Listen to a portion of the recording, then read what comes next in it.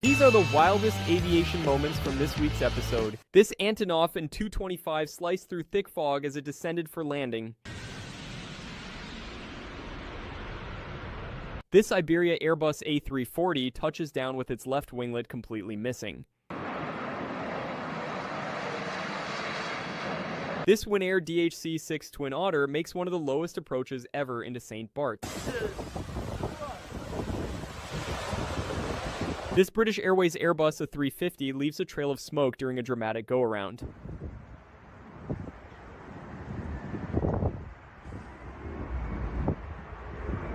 This Emirates Airbus A380 deploys full reverse thrust on a wet runway, blasting a massive spray cloud.